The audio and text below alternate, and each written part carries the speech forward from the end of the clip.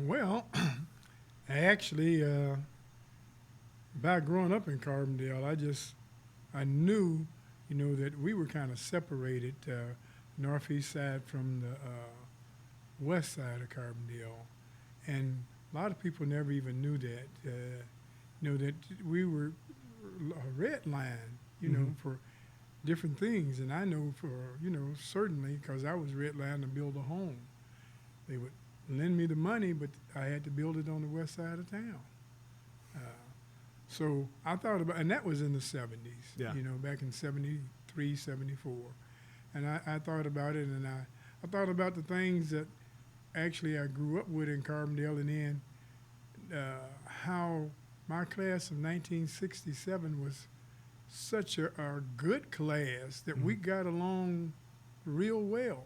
So I thought about what really made the difference that Carbondale started to be more relaxed and more friendly to all races. Mm-hmm. And it got to thinking about 1967 was it. And I can tell people what happened, what I feel what happened. Mm-hmm. I can tell them how I was treated prior to 1967 and how I was treated after 1967. Mm-hmm. And I talked to Kareem about it, and she said, "Oh, okay, all right, well, you ought to write stuff down. You talk about stuff all the time, but you never write it down." And, I thought, well, maybe we can just write a book about it. Mm-hmm. And that's how it come out. That's just how it came to be. That's how it came to be. Oh, well, and let's see if I can get my transitions right here. So that's one down.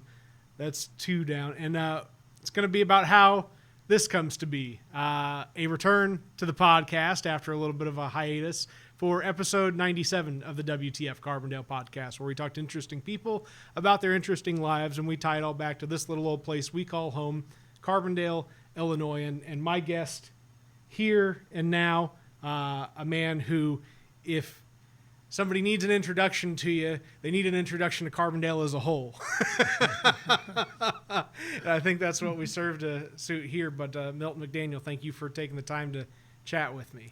Well, thank you for offering me to come out. Yeah. I appreciate it. So you are Carbondale, born and raised. I'm what they call a carbonite. Yes, born and raised in 1949, and actually I've lived in Carbondale all my life except for 1 year. Mm-hmm. After being hired out on the railroad, I moved to East St. Louis because that's the only place I could hold a job was in East St. Louis. Mm-hmm. And we moved away for 1 year.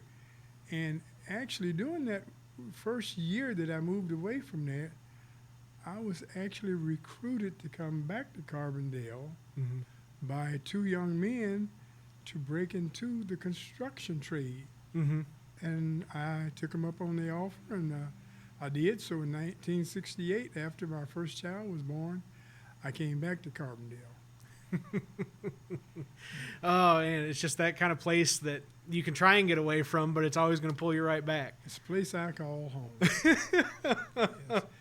And by that time, of course, I was married, and like I said, with our first child that was born in East St. Louis, and actually, I had to come back and start my job, which was in sheet metal, and I was the first black to actually go into sheet metal in all of Southern Illinois, if not of all of Illinois.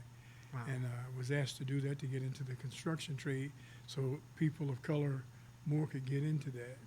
And at that time, I agreed, like I said, to come back to Carbondale and do that.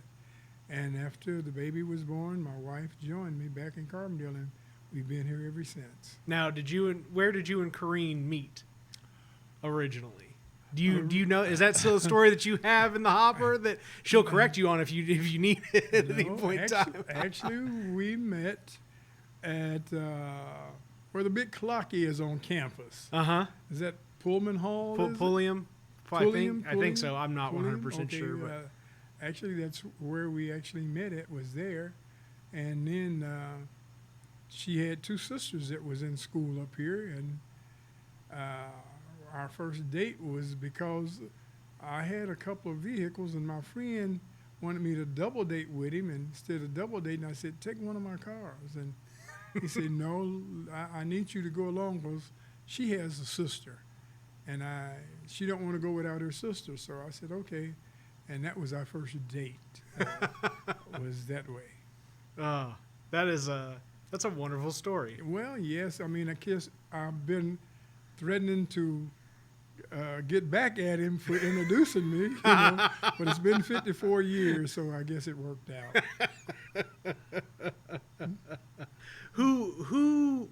I mean, because you and Kareem do a lot together. I mean, you each have your own activities, but you're just as much together on everything that you do as you might be apart. I mean, is it just, I mean, having a partner in life to do all of these things with? Well, Kareem is a more of a outgoing person for the, I would say, for the community, as far as, like she being on the city council and all of that. Mm-hmm. And I'm kind of more or less laid back. I like to do what I do without anybody knowing that I'm doing it. I love counseling. I've been counseling for years, Christian counseling and stuff. But I'm kind of like under the behind the scenes. I don't want to use the word under the cover. Let's scratch that out. Behind the scenes is something better. Well, I mean, and what all have you done over the years? I mean, I'm sure at different points in life, that kind of behind the scenes service has taken different forms. I mean, what all have you done over the years that have? Well, with my sheet metal becoming a journeyman in 1974, Mm-hmm. I started my own heating and air. I got my journeyman's card, and I kind of left quality sheet metal. That's where I took my apprenticeship at. Mm-hmm. And I started my own business, McDaniel Heating and Air Conditioning, Mm-hmm. as well as still working for the railroad. And I knew I lived in a poor community, so I helped my community as well as other people in Carbondale, but people that could not afford furnaces and stoves and stuff like that. I did it at no charge. Mm-hmm. And it was something that made me feel good because I was doing something for my community. And to this day, a lot of people never knew that I had my own business. Yeah. Because they just called me and said, I have a nickname. I don't know if I ought to say my nickname on camera or not, but they would just call up and they would ask for Chubby. Uh-huh. That was my nickname. That was what I grew up in the neighborhood as Chubby. Uh-huh. And if I could come over and no heat, I can remember one family, Kareem and I were on our way to Ben Harbor, Michigan, and they called me and asked me if I could come help them get some heat in the house because a 16-year-old daughter was coming home with a brand new baby. Uh-huh. And I thought, oh, me, we're supposed to be leaving this evening, headed to Ben Harbor, Michigan. But for the next 8 hours, I laid underneath the house and getting them some heat in that so that she could bring that baby home. And it threw us back going to Ben Harbor. And when I got out, they said, I don't know how we can pay you. I said, thanks is all I need. Yeah. And I felt good that I was able to do that. And I've been that way all my life. Yeah. I grew up in a family of 11 kids. And my dad was the type of dad that always worked and did whatever he could to make sure his family was taken care of. And from that, I learned it's better to give than to receive. Now, where are you at in the pecking order in terms of all 11 children? I'm number 5. Number 5. I'm number 5. There was 9 boys and 2 girls. And I'm the 5th son. Yeah. Ah, that's great. Well, I mean, and that's is the entrepreneurial spirit something that has kind of been handed down generation to generation as well, just that put in the hard work and give what you can, and in return you'll get the most that you can out of life. Well, yeah, I actually, I seen my daddy do it, but I learned it from my grandmother. Uh-huh. My grandmother she was part Cherokee Indian, and she really had to work her way because she was come out of the South. Mm-hmm. And she knew if she wanted anything in life, she had to work for it, Yeah. even just to be treated halfway, decent. And I ain't going to say equal, just be decent. Yeah. And she taught me at 5 years old, I made my first $5 helping her do a garden. and I never looked back. Were there things that you did, as a kid? Like, did you have different, whether it's work or businesses or what have you, that kind of planted the seeds for later on in life? It's funny that you should ask that, because yes, I did. Mm-hmm. With that $5, I bought a bike, and by the time I was 8 years old, I was helping one of the neighbors help carrying him lumber and stuff to help build a little house that he was going to do a store with, Mr. Mm-hmm. Campbell. And with the money he paid me, I bought a little flyer, a Western Flyer wagon. Uh-huh. And with that Western Flyer wagon, I made money with it by every month. The people in the community would get government commodities. Mm-hmm. And we had a lot of older women in the neighborhood, or widow women, that didn't want to go stand in the line or couldn't go stand in the line. Mm-hmm. So I would offer to go stand in the line for them. And at 25 cents a family, uh-huh. I would go stand in the line with my little red wagon and bring it back to their house. And I did that at 8 years old, and I continued to work on since that. You had a logistics company at 8 years old. At 8 years old, I had a business going on, yes.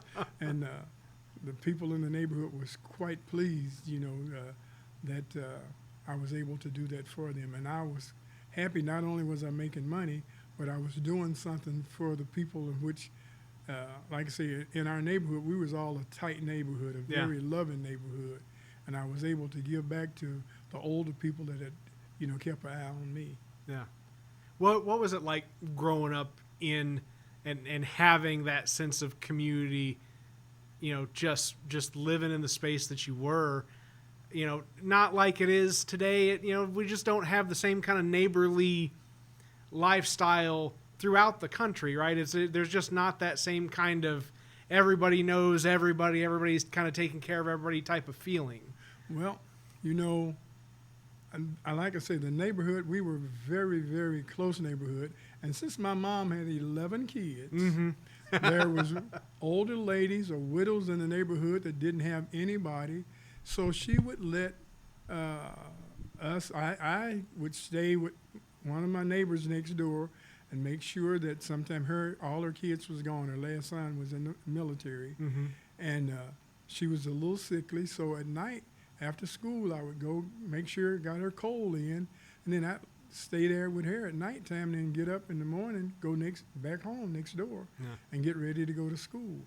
And later on in life, my sister stayed with one of the ladies down the street because her husband worked in Springfield, and she was a teacher, mm-hmm. and my sister stayed with her to help her have someone there with her. Mm-hmm. And my older sister stayed with another young lady that was very influent at SIU. She had no family down here. So, as kids, we were glad to help other people out, but we were taught that from the family. Yeah. Actually, I'm going to put in a plug for my own self. I've written a song called Looking Back at Memories of Home. And just the first line said, I had a hard-working father and a good, loving mother, looking back at memories of home. And it goes on to talk about different things in the home that had me to make that song. And I didn't write that until probably 2 or 3 days after my dad had passed, and I sung it for the rest of my family and at his home going. That's beautiful. I mean, and just like we were watching the video the other day and going back over you singing for Hughes Memorial. Mm-hmm. I mean, just, you've got a presence, right? Because it's not just about the voice. It's about a presence in a place that just, tugs on everybody's emotions. Has it always been that way? Was music always in that position in your life? Well, no. I wanted to be a professional ball player because coming out of the 8th grade, I was 6 foot tall, along with a couple other people. And I said, I wanted to be a professional ball player. That was basketball. And my later part of my junior year, I got hurt, and my dream of basketball or any kind of sports went down the drain. Mm-hmm. And at that time, since I got hurt on the school property, they sent me to be evaluated to see what I could do in life. And I was told I could never make a living with my hands in life, so they asked me to go to school to be a social worker. That Mm-hmm. I had scored one of the highest scores ever at SIU for social work, and they said, we will pay for all of your tuitions for the whole 4 years if you want to be a social worker. You know, because they felt kind of guilty that I got hurt at school in the basketball, playing basketball. And I said no. I graduated in May of 1967, and I started on the railroad in August of 1967. I wanted to prove to myself I could do something with my hands that they said I couldn't do. Yeah. And for 50 years, and up to now, I'm still doing it, you know. And it was just a way of saying I'm not going to let my injury put me down to do just one thing. Yeah. I still have the injury today. There's certain things I can't do, but there's a lot of things that I can. Yeah. Well, I mean, you you surely haven't let it slow you down or stop you in any way, shape, or form. No. Now, what in your railroad career sticks out? I know that I've read something on one of many news articles out there about you being the first black person to do something with the railroad in Illinois, but I couldn't remember exactly what that was. I am the first African-American fireman / locomotive engineer Okay. to run a train north of the Ohio River. Okay. And so that, I never even thought about that until somebody brought it up. And it just so happens that when I was inducted in Chicago, that not only for transportation, but so sheet metal local are all part of the together now. So Mm-hmm. I was inducted there, and I had a 50-year, or I have lifetime for being in the local. But that was my biggest achievement, and I didn't consider that achievement. I considered the biggest achievement to me was doing what everybody told me I couldn't do. Yeah. I had other engineers that tell me, we're not going to teach you how to run a train because you shouldn't even be here. Yeah. And it so happens that there was a couple people that was from Southern Illinois that were engineers, and they took me under their wing because people around the East St. Louis area said, no, we're not doing it. Mm-hmm. And I'm thank God for people that had two engineers, one from right here in Carbondale, with last name was Eastwood, and another one from the Vienna area, last name was Lawrence. And knowing that I was from Carbondale, they took me under their wing and taught me and showed me how to run an engine. And it seems like whether it's race, ability, or otherwise, one of your drivers, if somebody tells you that you can't do something, I'm going to do it. I'm going to do it, yes. Yeah. yeah, I love to, I guess it's the determination because of my ability to be able to do things. I've had times to where, as an engineer out there, that if I had a head crew and they would tell me, I can remember one of the hardest things that I had to do. I had a big train, and Cobden, there's a hill going up Cobden going south. mm-hmm. And that's the biggest hill on the Illinois Central from Chicago to New Orleans. Okay. And the train that I had that night, they kept telling me I was going to have to double the train, which means I had to cut it in two and take part to Ann and then come back and get the other. Mm-hmm. And I refused to double my train, so I put my train in creep Mm-hmm. mode, and it would just go real slow. I got a bucket of sand out of the nose of the bucket, got down off my engine, and I sand the rail in front of my engine as it creeped over that hill. Uh-huh. And I had head men on there that was not my color that wanted me to fail. Mm-hmm. But through the grace of God, that train along with me putting sand on that rail. It could have slipped. If it had slipped and broke a knuckle, it would have killed me dead. Mm-hmm. But I had someone more powerful than the crew that was on that train that was watching over me. And for that night, that I kind of gained some respect from the guys that, you know, that was on the rear end, anyhow, of the train, that we made it over the Carbondale Hill. So I've had a lot of things, you know, same way at Pinckneyville, doing the same thing. Mm-hmm. I would get out and put sand in front of my train in order to get it to where it needed to go. So I have a determination that I don't like the word that said I can't. I like the word that said I can, I can. I think I can, I think I can. I did. And that's really, you know, coming from I don't even know how old the little engine that could story is.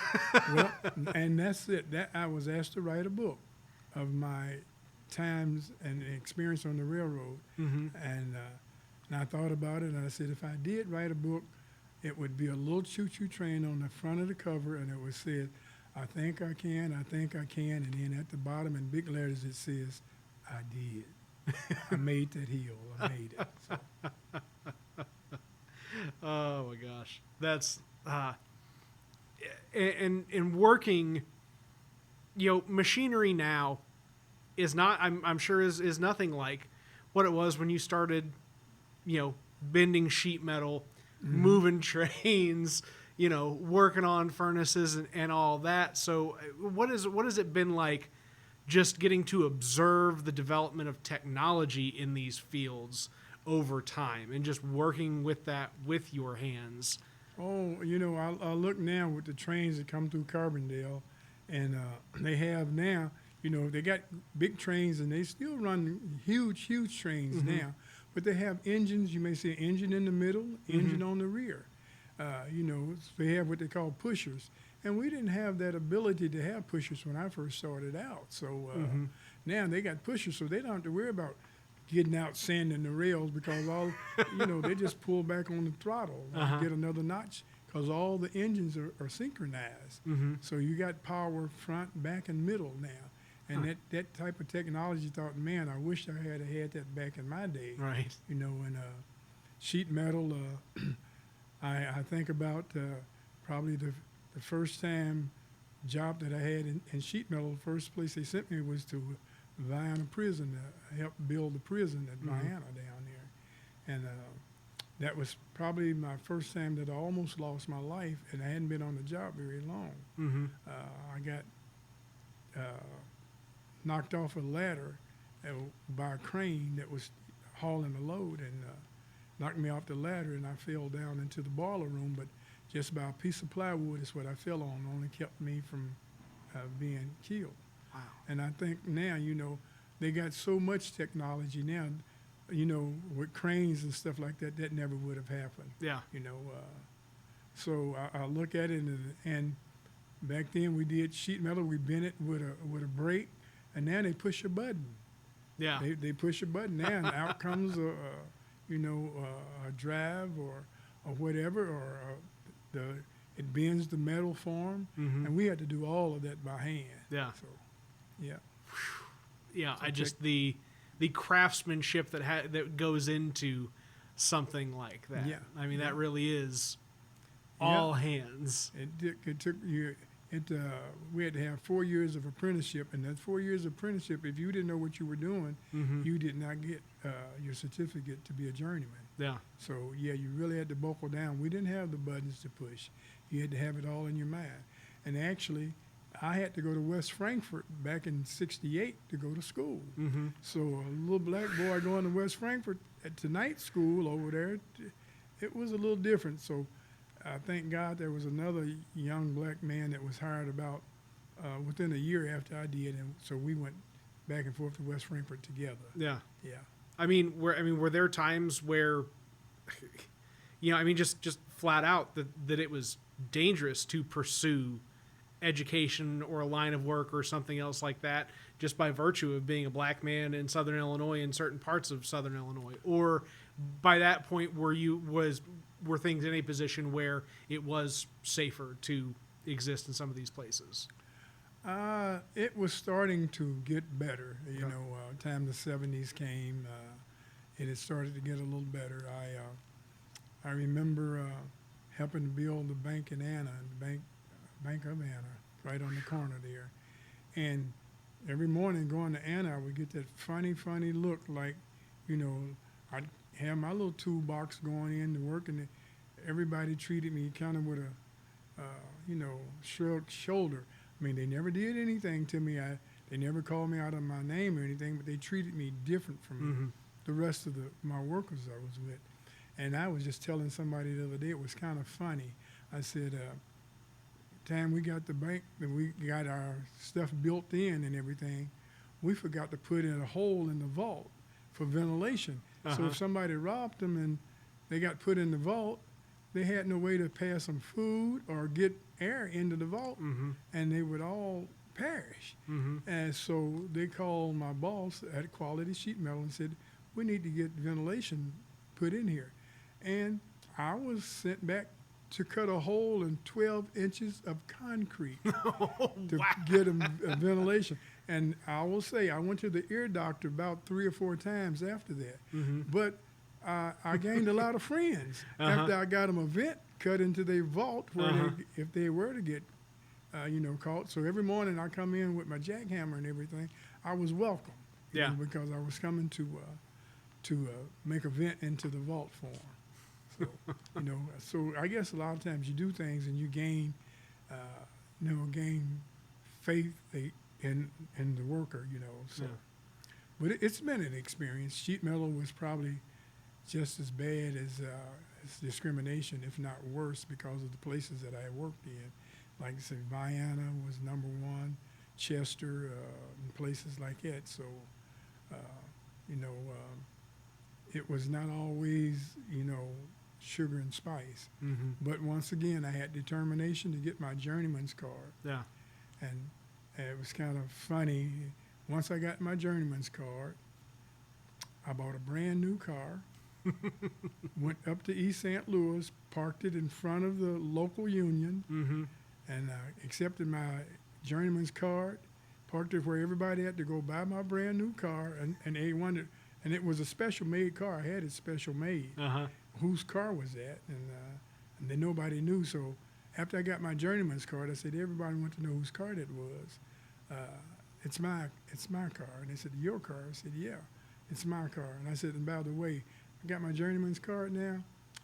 I resigned from sheet metal. I'm done. I got what I wanted. Got in my new car and drove off and didn't look back. So throughout your career, have you always been part of a union then, or was it just for certain parts of certain careers? How does that work? See, I've only had two jobs, and yes, and I have a lifetime now in both of them because they're all are the same. So I'm a lifetime member of the union now. Yes. So to answer your question, from day one, yeah, I've always been a union, and I do believe in unions. Matter of fact, that you asked that. In East St. Louis, probably my first union meeting, I know it was, my first union meeting, we went to the bowling alley where everybody always went to have union meetings. And everybody ordered what they wanted before the meeting started, which it was alcohol, you know. And I was not asked what I wanted. And the chairman of the meeting, he said, Mac, what are you drinking? And I said, I don't know. The waitress hasn't asked me. She hadn't waited on me. So he called her over, and he said, oh, why haven't you asked him what he wanted to drink? And she says, I don't think he's old enough. And the guy that I was sitting with, him and I was the same age, and she brought him his beer. And she said, besides, he shouldn't even be in here. And the union man said, what'd you just say? He said, he shouldn't even be in here. He's not allowed in here. And I thank God for people with good sense. That union chairman at that moment said, hey, everybody, finish your drink, We're leaving here and we're never coming back. And don't worry about paying for what you just drank. Yeah. And that was the last time we ever had a union meeting in that bowling alley. And we went down the street from then on to a bar, and I was accepted. Yeah. And of course, I've never drank a day in my life, so her not serving me didn't hurt. I've never drank and I never smoked, so that never bothered me. Yeah. You know, that one action seems so indicative of the power of acting together in unison. Especially as a union. Yeah. Yeah. My people, and I was only black in the union, but the thing of it is I was part of the union. Yeah. BFL&E, Brotherhood of Locomotive Firemen and Engineers. Yeah. Yeah. It's a little bit of a mouthful, but that's Yes, not it too is. bad. Yes, it is. So have you always been into cars too? Yes. What was here's a good one. I love this one. Do you remember the first time you drove a car? Yeah. How young were you when you first drove a car, Milton? I was about 15, and I snuck it out, and my daddy didn't know I got in it. But, yeah, about 15. But, and actually, he taught us all his boys, he taught us all how to drive because if we ever needed to go to the farm or somewhere, whatever. So he taught us all how to drive. And I had that ambition that, okay, Daddy, I'm going to get my own car then. So at 16, I got my driver's license, and I bought my first car at 16. And, of course, he wouldn't let me drive it because I couldn't get insurance for it. So it sat in the front of the house, and I washed it every day. And it was, you're talking about have I always been into cars. It was a 1957 Ford, red and white, hardtop retractable. Wow. And it was a beautiful car. I used to just go out there because he wouldn't let me go anywhere in it. I'd go out there and push the button and let the top go back in the trunk, and until I was able to afford insurance. And then once I got insurance, he did let me drive it. And then when I was 17, since I was working, I had a couple of jobs. I was working. I bought a 1959 Oldsmobile two-door hardtop 98. And I used to park them both in front of the house, side by side, Only 16-year-old in the neighborhood with two automobiles. And I think that's how I got that wife over there. Well, yeah. Oh my gosh, that's funny.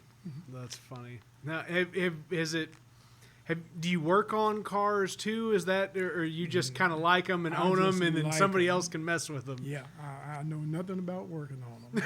I just like them. Yes. Oh, that's funny. And I kind of like different cars. After we got married, I think I'd said I never smoked in my life. 1 5-nickel cigar. I had bought a brand new convertible. Well, it wasn't brand new. Bought a convertible 1965 Oldsmobile Cutlass convertible, red and white. And she didn't know I'd bought it. She was at Carbondale, so I bought it. Y'all can't see it, but Kareem is over there right now just nodding her head. I bought it while she was in Carbondale with the family in Collinsville, and I decided I'm going to drive it home. And when I got in Pinckneyville, I thought I'd just be a big shot. So I stopped and I bought a nickel cigar, and I let the top down and drove on down. By the time I got to Carbondale, I was drunk as a skunk from a nickel cigar. And I said I'd never, ever smoke again, and I never did. But I wanted to show off. I wanted to show my red and white convertible, off. And smoking a cigar, thought I would impress people. Instead, I got sick from the cigar. Yeah. And she went along with the car. She liked it after I got there because she had sisters to impress. Yeah. Always got to impress the sisters. Yeah. Oh man, hey, yeah, that's not a bad, to be a trophy husband, I guess is what we're saying here. Milton is not an awful place to occupy. No, I've had some good years. Marriage has been good to me. So, like I said, I think we're going on 54, 55, and everybody has some ups and downs, Yeah. And I tell everybody in counseling, everybody say marriage is a 50-50, and that's sometimes, it's not always. Yeah. You know, and I would make this illustration to them. I said, you all know what a GTO, that was one of the most powerful cars with the big motors in my days coming up. And if you took 2 GTOs and put them back to back and put a chain in between them and said, go, neither one of them is going nowhere. Yeah. Because they got the same power, and they're going to sit there and spin and wear themselves out and blow the motor. Marriage is the same way. Mm-hmm. Sometimes somebody's got to give 1% if that marriage is going to go and last. Don't have to be the same person every time. Yeah. But if you say we're equal, we're not. Yeah, we're equal in marriage. But when it comes to keeping this marriage together and different decisions, Yeah. somebody has to give. Yeah. Like I said, it's not always the husband and not always the wife. But that's the only way you can make a marriage work, knowing that there has to be that little bit there to give. Well, and it's easy to model. You know, what little bit of time I've had the privilege of spending with you and Kareem over the past handful of years, you know, it's just easy to see what makes a good marriage like your two's work, and how to just take it and put it in practice somewhere else, right? In somebody else's marriage. I just think of Maria and you know, that analogy of sometimes one of you's given it the all while the other's taking a rest, and sometimes those roles are switched up. Reverse. Because That's you know, exactly right. Yes. that's what we're there for. Yeah. You know, you've got to have somebody that you can lean on, or somebody that can lean on you whenever the need be. That's right. That's right. So true. So how many kids did you and Kareem have? Well, I'll put it this way. I got half of what I wanted. Did you wanted a big family like what you come from? Yes, I did. We got 2. I asked for 5, and I got 2. And I think she was kind of like, okay, we can have 5. If I have the first one, you have the second one. You know, we can get to 5. But if I got to have them all, you're not getting 5 out of me. So I got 2. And she said, you know, and when she got us a boy, a son. I got a son. That was going to be it. Yeah. And the second one was a boy, so that was it. That worked out okay. That worked out. Yeah, I got a daughter. Grandbabies too? Oh yeah, yeah. The grandbabies is better than the kids, you know. Because you can always hand them back, right? You can always send them home. Yeah. Mm-hmm. Oh well, no, I think of it, and this is one of the things that really, makes why I want to get Zanetta on the podcast as well. I had Marcia. Oh my gosh, why did I just forget Marcia's last name? Marcia Sennett. Thank you, Marcia Sennett. Thank you. And she talked about having Zanetta in grade school, and it's just like all of these relationships and all these connections that, you know, that this piece of media is really about putting on display. How do we get all of these stories that exist out there for people to know that, yeah, you may be neighbors with somebody, or you may know this, that, the other, but really, like, lots of people have a lot of really close personal ties with one another just by virtue of having spent so much time together in this town. Well, you tell me Miss Sennett, and I say Miss Sennett, you know. Because she was a teacher. Yeah.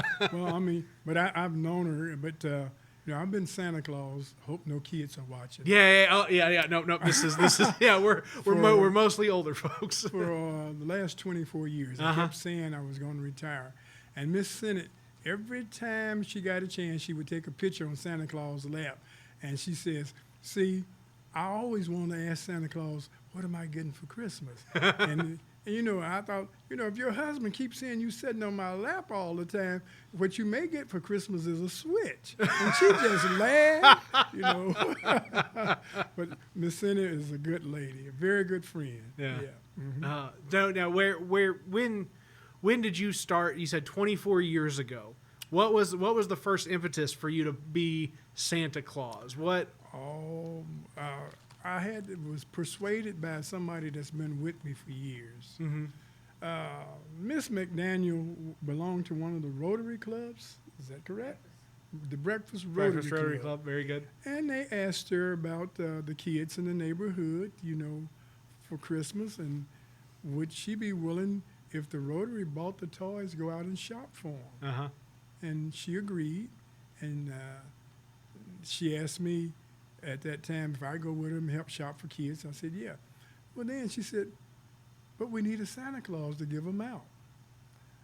And I thought, well, so let's find us a Santa Claus. And she kind of looked at me. She said, no, we need a Santa Claus to give them out. We, the royal we, Yeah, me yeah, and me you, and we. you. Yeah. And that was in 1997. And I've been Santa Claus ever since 1997. Yeah. Yeah. Well, and 97 would have still been before, there was really an acknowledgement for a need of not just a white-clad Santa Claus, just like, any number of other, figures that we have in our lives that we only portray as white when we might not ought or should only portray them as white.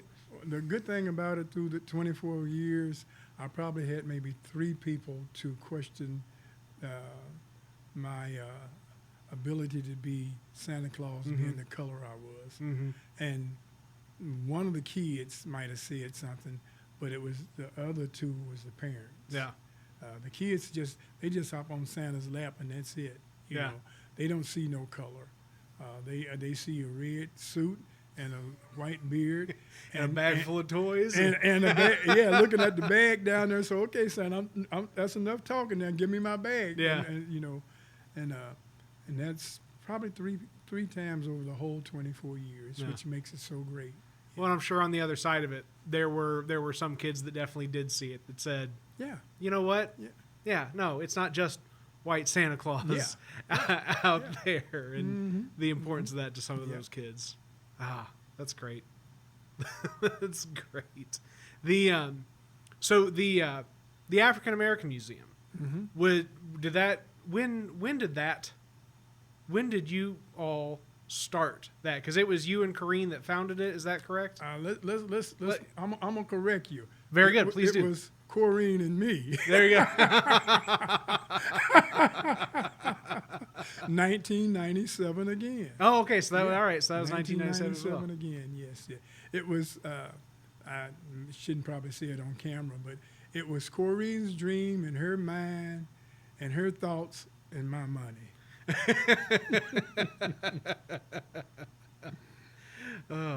So the was it always in the mall, or no. is it okay? How did that all start out?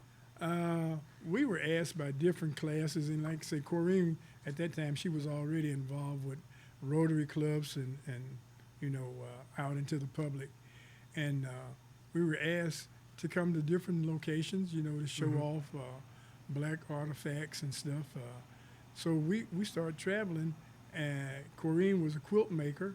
Well, he still is a quilt maker, and we had a lot of blocks of the Underground Railroad. She made an Underground Railroad. So the biggest thing when we first started off was going to schools talking about the Underground Railroad, because everybody, had heard about the Underground Railroad, but nobody really knew what it was. Yeah. So we started going to places like Vienna, to the high schools there, and Anna Jonesboro, and all the little white towns wanted to know.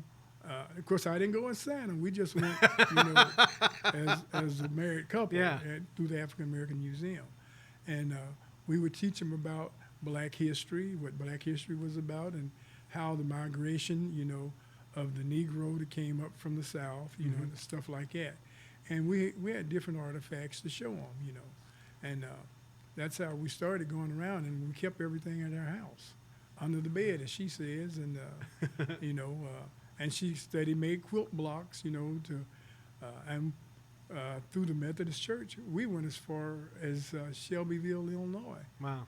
To talk to them about, the migration of the slaves from the South to the North through the African American Museum, and talk with them at the church and stuff. So we'll go we've been many places, and we'll go anywhere that anybody asks us to come to. I think that still stands even for today. Yeah. Yes. Well, and just having done some recording in the space over over the weekend, or heck, pushing the chair down the hallway, or pushing the table down the hallway here a couple months ago, whatever. Yeah, right. Thank goodness for the twins, right? I mean, it's having when kids hit that age that you can start getting them to flex their muscles, it makes all the difference on things.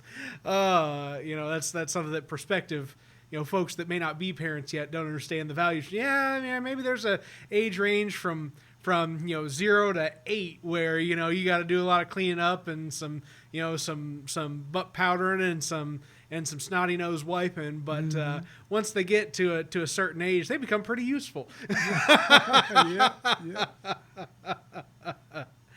Oh yeah, but no, I mean it's a lovely space as it sits now, and just to have something that folks can learn from. I hadn't realized that it was really the ability to not just make a space to invite people to, but really taking it to folks and to young people that needed to hear stories that they may otherwise not be exposed to in their relatively narrow scope of learning in school. So no, that makes sense. Now, you were talking about counseling, right? Whether and I don't know whether this was would be kind of marriage counseling with folks through a church group or just general counseling, but like over the course of the years, have you always found yourself in positions of where you've kind of utilized that early on noticed skill of being empathetic and being able to communicate with folks? Have you just found yourself kind of always in a natural counseling position for those around you? Well, it did start in church even after, like I say, after high school, when I wouldn't go into that. When we moved back to Carbondale, and I became part of the church here at Carbondale, one of the positions that I was given was to be counseling, and it was normally with married couples or in the church here. And so it's kind of been something that it's kind of like it's God-given. You know, I've always had a soft spot for people that have different needs, and whatever I can do to help them out. I had a little part of started up in a little business I started. It's called Challenging the Mind to Motivate the Soul.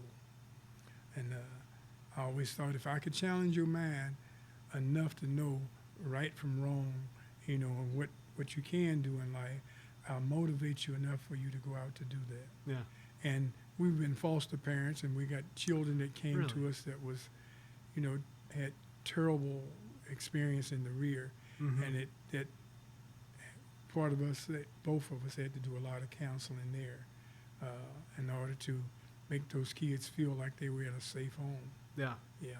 So how many kids have you guys fostered over the years?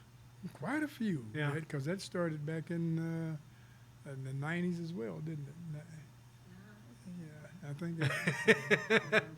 It's quite a few. Yeah. Do you? I mean, and whether it's folks that you've gotten to participate in with counseling, folks that you've been able to foster, folks that you've just worked with and been able to mentor in the workspace, right? Are you one of those folks that really draws on the value of watching somebody else's story develop over time, right? Where you've put in a little bit of work on the front end, but they've decided that they're determined and they want to put in a lot of work on themselves, and then you see the result of that 10, 20, 30 years down the line. Well, no, not really on the workplace. Probably my biggest thing in the workplace is not. I had one of my head men that was also one of the guys I went to school with here at Carbondale. He had been married for 16 years, and on his 16th wedding anniversary, he got off from work, and we were working in Benton. He got off from work, and he came home, and his wife had packed up all her belongings, and she told him on his 16th wedding anniversary, it's over. And he wanted to commit suicide. He didn't want to live through it. And through my talking to him and telling him, that's not the way to go, and trying to, console him. Yeah. To this day, he's happily married and has been now. They had no kids together, his first marriage. Yeah. He has a son now, and he's been happily married probably for the last 25 or 30 years now. So there is a real Yeah. tangible, Yeah. this person is here because at the time that they needed you to be there, you were there for Yeah. them. Mm-hmm. Yeah. That's a feeling. That's And makes you know that whatever God put in your heart that you think that you can do, there's a reason for it. yeah. Things that I like to do, I like to sing, but I can write some commercials that should be at the Super Bowl while I was sitting in the tracks on the job waiting for another train to go by. I'd write up a commercial, and I offered a couple of commercials to Coca-Cola, which was very good, and they said, we don't hire off the street. And in fact, if you're as good as you say you are, you would have to come to the Bronx and work. We don't do it long distance. Mm-hmm. So there went that. But my mind wanders. It never really seems to cease. My mind just wanders all the time. So while it's wandering, I put it to work. Did the train give your mind space to do that wandering? Yes, because I sat in sidings of many a day or many a night waiting on another train if you're on single track. Uh-huh. And on single track, like especially from what we call the cutoff from Benton to Fulton, Kentucky, I would run that line over there. And there were several times that you would get set in the bypass waiting for another train to come, that I'd be there sometimes 40, 50 minutes, sometimes longer than that, Mm-hmm. It's according if the train, was on time. So during that time, sitting there, instead of listening to the other guys or getting involved with them and they're misbehaving, that's all I'll say. They're misbehaving. I would sit there and write poems or write commercials and stuff. Yeah. Did you write for Kareem? No, instead of writing for her, I actually just made songs for her. I made up a song, and I made songs for her, and I would sing to her.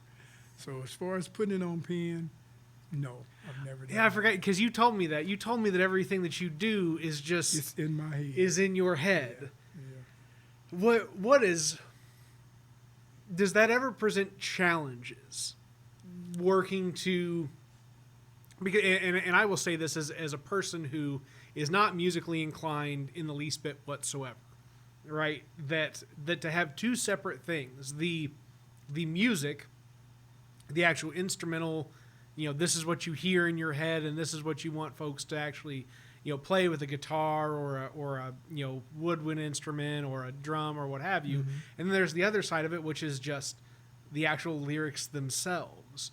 I mean, how do those things come together in your mind, and how do they stay there? I mean, you may not even have an answer to it, right? Because we can't always just answer, well, this is where the muse comes from, right? We just know that the muse comes. Well, and you're right. My biggest thing of it is I write the songs and I know the melody, Mm-hmm. and they're in my head. So and I don't play an instrument at all. Yeah. So I know the melody, and I'll get with people that do play the instruments, and I'll sing that song for them, and so they can hear the low notes and the high notes, and they can figure out where the instruments come in, Mm-hmm. and especially singing country music. With country music, it's a little different from the gospel. Mm-hmm. The gospel, I could get all I need is an organ Yeah. or a piano player. That's pretty well for the gospel. That's all I need. But for my country music, you need multiple, instruments there. So I give them the melody, the words, and the melody, and where the ups and the downs, and they figure it out from there. So is that, and you were talking about doing that kind of remote production with the fellow out of Anna here, however long ago. Is that exactly how that process went? That you just sang the song, and in that recording of the song, you gave them through your voice where you wanted the highs, where you wanted the lows, and how that melody would play, and they just built the song around it? Well, fortunately, the guy that had the studio in Anna he played the keyboard. And matter of fact, he played the keyboard on the movie Nashville. Oh, wow. So Okay. yeah, that's why he left Anna. He got a spot on Nashville playing on the movie, on the episode. But he had all of his friends because he had been stayed in Nashville for about 30 years. So he had everybody. He had some of the best musicians on our song that he did the background singing on my song, and I think he had Faith Hill musicians on there, and so he had the best of all the musicians. But he never left Anna to do it. They did it all digital. He would send it to them, and they would send it back to him, and that was amazing to me. That when it came out and the song came out, that we put it together, to have such a beautiful arrangement, and he never even left Anna. Yeah. So technology, that's your part. That is it. That is it. Yes. No, it is really, it is something, right? Just to be able to assemble things. I think of a young musician out of that came out of Southern Illinois that's now in Nashville, Dakota Holden, who's been on this podcast before. But right before he left to go to Nashville, I was like, hey man, you got to come in. We got to talk. We got to talk about now. Maybe in 5 years we'll see where you're at and so on. But I mean, he's still able to chime in and work with everybody here, whether he makes the drive from Nashville to perform live or whether he is in his little apartment in Nashville playing and just splicing everything together. I mean, it really is impressive how everybody can just, if you want to be involved, you can be involved. Doesn't matter if you're in Antarctica at this point. Right. That's right. Yes. Yeah. So one of the things that you'll have some recollections of that I don't. So I'm 32 now. My grandparents and great grandparents and so on would remember what Carbondale looked like years past. But that's something that where your memories probably lie on. People have talked to me and told me about Carbondale as kind of the city of lights before. Did it used to be bright like people describe it, like every building had a neon sign and it was just all lit up all the time? Or well, that was downtown Illinois Avenue, which is at that time that was Highway 51, and 51 it was just the two lanes, the north and the south, and it went straight down through the middle of town. That was all that was there. And of course it had to show off there because people coming from the Chicago area, they came straight through Carbondale if you came down 51, and coming from Mississippi, you come up, it's amazing. You can get on the railroad track, and the railroad in 51 goes side by side all the way to New Orleans. So people come from New Orleans come right through Carbondale. So Carbondale, 51 was all lit up. Now, when you start getting into the neighborhoods, and I don't really know about across town, but I do know that in the northeast side of Carbondale, we had street lights, but they was very scattered out, and in a way that was kind of good because in our neighborhood, your mama say you could go outside, but when the street lights come on, you better be inside. Most kids was not allowed to stay out after the street lights came on, But Carbondale was probably known to be the biggest city. Cairo itself was a booming city too, though, with a lot of bright lights. But leaving the South and the hidden Illinois, Carbondale was probably one of the biggest cities until you got probably to Champaign or somewhere. Yeah. Well, and I hadn't even thought about the railroad running right along with 51 all the way to New Orleans. I sit there many a day and just, because I get the ride free, so I just hop on the train and go to New Orleans. You go to New Orleans and shop for my daughter. Wow. So that was, wow. I hadn't thought. What I'm trying to think of the best way to phrase this because I'm interested to know just like what train travel was like outside of when you were having to work, right? So like you're talking about being able to just hop on the train and go down to New Orleans, shop for the kids, and then come on back up. That's right. I'd catch the train in Carbondale at night, get down to New Orleans about 10 o'clock in the morning, go shopping for my daughter. I just had the one child then. go shopping for my daughter, and because New Orleans had stuff totally different from Illinois. Yeah. And get back on the train at 1:30 and come back home. You know, it didn't cost me anything. So, of course, Kareem was normally, you know, involved in, you know, making sure everything was okay at home. Yeah. She went with me sometime, but most time it was just for me to get have the ability to get on there and go and come back. You know, it's kind of was like a way of peace. And there again, I wrote songs and I wrote commercials while I was on the train. It's a 12-hour ride. Yeah. Yeah. Creativity Yeah. Mm-hmm. does a lot for Yeah. for everything. Well, we're there, Milton. You made it the whole distance. You made it the hour. After months of not doing this consistently, I'm appreciative of you working through me as I kind of try and get the rust off here as well. Okay. You know, it's one of those things. I'm sure just like anything creative, that you've got to do it on a regular basis for it to stay sharp. That's exactly right. Yeah. Mm-hmm. Yeah. So, you know, that's kind of what this is. You know, people may not think, oh, well, interviews more, you know, just conversation than is creativity. Well, you know, if you want to produce a real good creative product, you've got to find some sort of creativity in the conversation. Mm-hmm. How do you best engage with the person on the other side of the room from you? So I appreciate you being here and doing this with Well, me. I appreciate you inviting me. Absolutely.